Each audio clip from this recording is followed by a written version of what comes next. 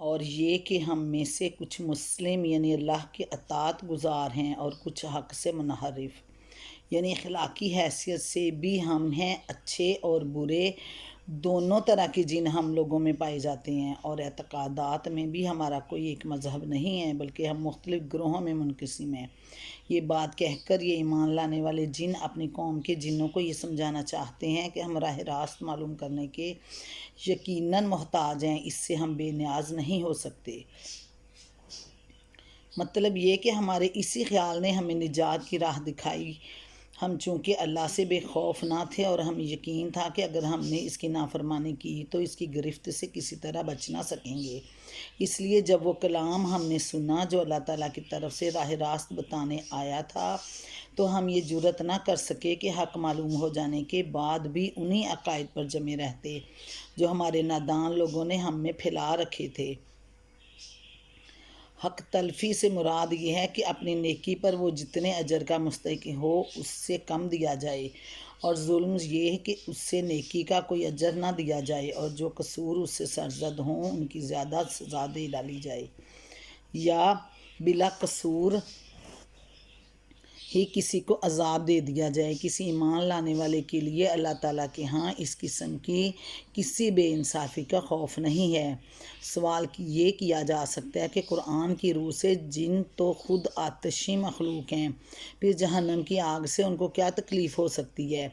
اس کا جواب یہ ہے کہ قرآن کی روح سے تو آدمی بھی مٹی سے بنا ہے، پھر اگر اسے مٹی کا ڈھیلا کھینچ مارا جائے تو اس کو چوٹ کیوں لگتی ہے؟ حقیقت یہ ہے کہ انسان کا پورا جسم اگرچہ زمین کے مادوں سے بنا ہے، مگر جب ان سے گوشت پوست کا زندہ انسان وجود میں آتا ہے تو وہ ان مادوں سے بالکل مختلف چیز بن جاتی ہے، اور انہی مادوں سے بنی ہوئی دوسری چیزیں اس کے لیے اذیت کا ذریعہ بن جاتی ہیں۔ ٹھیک اسی طرح جن بھی اگرچہ اپنی ساخت کے اعتبار سے آتشی مخلوق ہیں، لیکن آگ سے جب ایک زندہ اور صاحب احساس مخلوق وجود میں آ جاتی ہے تو وہی آگ اس کے لیے تکلیف کا موجب بن جاتی ہے۔ جنوں کی بات اوپر اب ختم ہو گئی ہے، اب یہاں سے اللہ تعالیٰ کے اپنے ارشادات شروع ہوتے ہیں۔ اور اے نبی کہو مجھ پر یہ وحی بھی کی گئی ہے کہ لوگ اگر راہ راست پر ثابت قدمی سے چلتے تو ہم انہیں خوب سیراب کرتے تاکہ اس نعمت سے ان کی آزمائش کریں۔ یہ وہی بات ہے جو سورۃ نوح میں فرمائی ہے کہ اللہ سے معافی مانگو، استغفار کرو تو وہ تم پر آسمان سے خوب بارشیں برسائے گا۔ اللہ اپنی نعمتوں کی نوازش کریں گے، آل اولاد، مال دولت، بارش، پانی، ہر چیز عطا کریں گے۔ پانی کی کثرت کو نعمتوں کی کثرت کے لیے بطور ایک کنایہ استعمال کیا گیا ہے، کیونکہ یہ پانی ہی پر آبادی کا انحصار ہے۔ پانی ہی تمام نعمتوں کی جسے جڑ کہتے ہیں وہی ہے۔ پانی نہ ہو تو سرے سے کوئی بستی بس ہی نہ سکے، آباد ہی نہ ہو سکے، نہ انسان کی بنیادی ضروریات پوری ہو سکیں۔ پانی انسان کی بنیادی ضروریات فراہم کرتا ہے اور فراہم ہو بھی سکتی ہیں، اور ورنہ انسان کی صنعتیں چل سکتی ہیں اور نہ ہی اس کے دوسرے دیگر کام ہو سکتے ہیں۔ یہ دیکھیں کہ وہ نعمت پا کر بھی شکر گزار رہتے ہیں یا نہیں، اور ہماری دی ہوئی نعمت کا صحیح استعمال کرتے ہیں یا غلط۔ اور جو اپنے رب کے ذکر سے منہ موڑے گا اس کا رب اسے سخت عذاب میں مبتلا کر دے گا۔ ذکر سے منہ موڑنے کا مطلب یہ بھی ہے کہ آدمی اللہ کی بھیجی ہوئی نصیحت کو قبول نہ کرے، اور یہ بھی کہ وہ اللہ کا ذکر سننا ہی گوارا نہ کرے، اور یہ بھی کہ وہ اللہ کی عبادت سے روگردانی کرے، اور یہ کہ مسجدیں اللہ کے لیے ہیں لہٰذا ان میں اللہ کے ساتھ کسی اور کو نہ پکارو، اور یہ کہ جب اللہ کا بندہ اس کو پکارنے کے لیے کھڑا ہو تو لوگ اس پر ٹوٹ پڑنے کے لیے تیار ہو گئے۔ اے نبی کہو کہ میں تو اپنے رب کو پکارتا ہوں اور اس کے ساتھ کسی کو شریک نہیں کرتا۔ کہو میں تم لوگوں کے لیے نہ کسی نقصان کا اختیار رکھتا ہوں نہ کسی بھلائی کا۔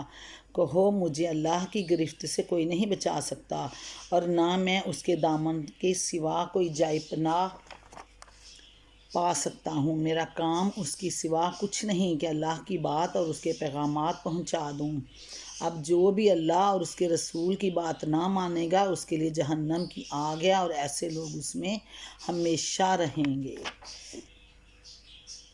مفسرین نے بالعموم مساجد کو عبادت گاہوں کے معنی میں لیا اور اس معنی کے لحاظ سے یہ آیت کا مطلب ہے کہ عبادت گاہوں میں اللہ کے ساتھ کسی اور کی عبادت نہ کی جائے، اللہ کے ساتھ کسی کو شریک نہ ٹھہرایا جائے۔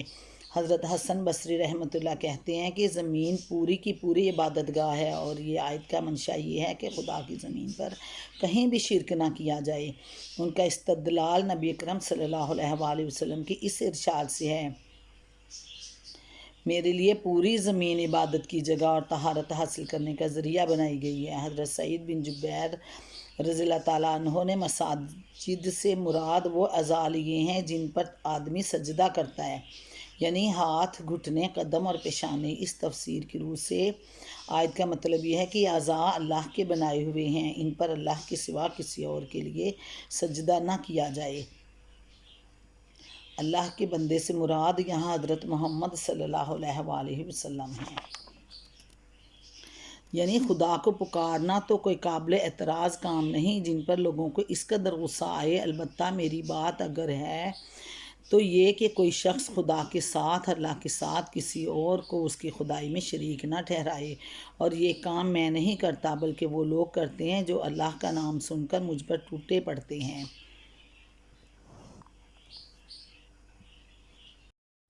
یعنی میرا یہ دعویٰ ہرگز نہیں کہ خدا کی خدائی میں میرا کوئی دخل ہے یا لوگوں کی قسمتیں بنانے اور بگاڑنے کا کوئی اختیار مجھے حاصل ہے۔ میں تو صرف ایک رسول ہوں، اور جو خدمت میرے سپرد کی گئی ہے وہ اس سے زیادہ کچھ نہیں ہے کہ اللہ تعالیٰ کے پیغامات تمہیں پہنچا دوں۔ باقی رہے خدائی کے اختیارات تو وہ سارے کے سارے اللہ ہی کے ہاتھ میں ہیں۔ کسی دوسرے کو نفع یا نقصان پہنچانا تو درکنار، مجھے تو خود اپنے نفع نقصان کا اختیار بھی حاصل نہیں۔ اللہ کی نافرمانی کروں تو اس کی پکڑ سے بچ کر کہیں پناہ نہیں لے سکتا، اور اللہ کے دامن کے سوا کوئی ملجا و ماوا میرے لیے نہیں ہے۔ اللہ کے اس کا مطلب یہ نہیں کہ ہر گناہ اور معصیت کی سزا ابدی جہنم ہے، بلکہ جس سلسلہ کلام میں یہ بات فرمائی گئی ہے اس کے لحاظ سے آیت کا مطلب یہ ہے کہ اللہ اور اس کے رسول کی طرف سے توحید کی جو دعوت دی گئی ہے اس کو جو شخص نہ مانے اور شرک سے نہ باز آئے، اور اس کے لیے ابدی جہنم کی سزا ہے۔ اس آیت کا پس منظر یہ ہے کہ اس زمانے میں قریش کے جو لوگ رسول پاک صلی اللہ علیہ وآلہ وسلم کی دعوت اللہ کو سنتے ہی آپ پر ٹوٹ پڑتے تھے، اور اس ذہن میں مبتلا تھے کہ اس کا جتھا بڑا زبردست ہے، اور رسول پاک صلی اللہ علیہ وآلہ وسلم کے حضرت محمد صلی اللہ علیہ وآلہ وسلم کے ساتھ چند مٹھی بھر آدمی ہیں، اس لیے وہ بآسانی آپ کو دبا لیں گے۔ اس پر فرمایا جا رہا ہے کہ آج یہ لوگ رسول اللہ صلی اللہ علیہ وآلہ وسلم کو بے یار و مددگار اور اپنے آپ کو کثیر التعداد دیکھ کر حق کی آواز کو دبانے کے لیے بڑے دلیر ہو رہے ہیں، مگر جب وہ برا وقت آ جائے گا جس سے ان کو ڈرایا جا رہا ہے تو ان کو پتہ چل جائے گا کہ یہ بے یار و مددگار حقیقت میں کون ہیں۔ انداز بیان سے معلوم ہوتا ہے کہ یہ ایک سوال کا جواب ہے، اور جو سوال نقل کیے بغیر دیا گیا غالباً اوپر کی بات سن کر مخالفین نے طنز اور مذاق کے طور پر سوال کیا ہوگا کہ وہ وقت جس کا ڈر اور آپ دے رہے ہیں، یعنی قیامت کے دن سے ڈرا رہے ہیں، آخر کب آئے گا؟ اس کے جواب میں رسول پاک صلی اللہ علیہ وآلہ وسلم کو حکم دیا گیا کہ ان لوگوں سے کہو اس وقت کا آنا تو یقینی ہے، مگر اس کے آنے کی تاریخ مجھے نہیں بتائی گئی۔ یہ بات اللہ تعالیٰ ہی کو معلوم ہے کہ آیا وہ جلدی آنے والا ہے یا اس کے لیے ایک طویل مدت مقرر کی گئی ہے۔ یعنی غیب کا پورا علم اللہ تعالیٰ کے لیے مخصوص ہے، اور یہ کہ مکمل علم غیب وہ کسی کو بھی نہیں دیتا۔ یعنی رسول پاک صلی اللہ علیہ وآلہ وسلم بجائے خود عالم الغیب نہیں ہوتے، بلکہ اللہ تعالیٰ جب اس کو رسالت کا فریضہ انجام دینے کے لیے منتخب کرتے ہیں کسی رسول کو، تو غیب کے حقائق میں سے جن چیزوں کا چاہتے ہیں علم دیتے ہیں اور اسے عطا فرما دیتے ہیں۔ محافظوں سے مراد فرشتے ہیں۔ مطلب یہ کہ جب اللہ تعالیٰ وحی کے ذریعہ سے غیب کے حقائق کا علم رسول کے پاس بھیجتے ہیں تو اس کی نگرانی نگہبانی کے لیے ہر طرف فرشتے مقرر کر دیے جاتے ہیں تاکہ وہ علم نہایت محفوظ طریقے سے رسول تک پہنچ جائے اور اس میں کسی قسم کی آمیزش نہ ہو۔ یہ وہی بات ہے جو اوپر آیت نمبر 8 اور 9 میں بیان ہوئی ہے۔ رسول پاک صلی اللہ علیہ وآلہ وسلم کی بعثت کے بعد جنہوں نے اپنے لیے عالم بالا تک رسائی کے تمام دروازے بند پائے اور انہوں نے دیکھا کہ سخت چوکی پہرے لگے ہوئے ہیں جن کے باعث کہیں ذرا سے بھی سنگن لینے کا موقع نہیں ملتا۔ اس کے 3 معنی ہو سکتے ہیں، تاکہ یہ جان لے کہ انہوں نے اپنے رب کے پیغامات پہنچا دیے اور وہ ان کے پورے ماحول کا احاطہ کیے ہوئے ہیں اور ایک ایک چیز کو اس نے گن رکھا ہے۔ ایک یہ کہ رسول پاک صلی اللہ علیہ وآلہ وسلم یہ جان لیں کہ فرشتوں نے ان کو اللہ تعالیٰ کے پیغامات ٹھیک ٹھیک پہنچا دیے۔ دوسرے یہ کہ اللہ تعالیٰ یہ جان لے کہ فرشتوں نے اپنے رب کے پیغامات اس کے رسول تک صحیح سے پہنچا دیے۔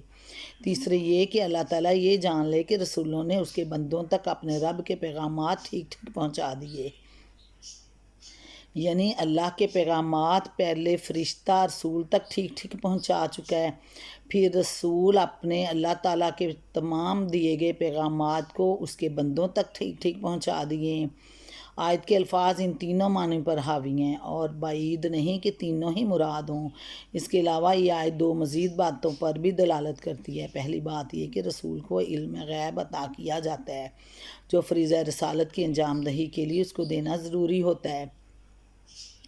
دوسری بات یہ کہ جو فرشتے نگہبانی کے لیے مقرر کیے جاتے ہیں وہ صرف اسی بات کی نگہبانی نہیں کرتے کہ رسول پاک صلی اللہ علیہ وآلہ وسلم یا رسول تک وہی محفوظ طریقے سے پہنچ جائے، بلکہ اس بات کی بھی نگہبانی کرتے ہیں کہ رسول اپنے رب کے پیغامات اس کے بندوں تک بے کم و کاست پہنچا دیتا ہے، کسی کمی بیشی کے بغیر بحفاظت اس کے بندوں تک اس کا پیغام اللہ کا پہنچ چکا ہے۔ یعنی رسول پر بھی اور فرشتوں پر بھی اللہ تعالیٰ کی قدرت اسی طرح محیط ہے کہ اگر بال برابر بھی وہ اس کی مرضی کے خلاف جنبش کریں تو فوراً گرفت میں آ جائیں، اور جو پیغامات اللہ تعالیٰ بھیجتا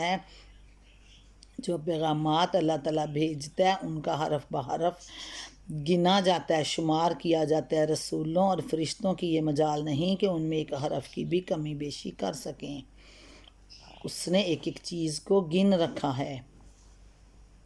ربنا آتنا فی الدنیا حسنۃ وفی الآخرۃ حسنۃ وقنا عذاب النار۔ اللہ تعالیٰ امت محمد کے دنیا و آخرت میں سرخرو کریں۔ اللہ حافظ۔ السلام علیکم ورحمۃ اللہ وبرکاتہ۔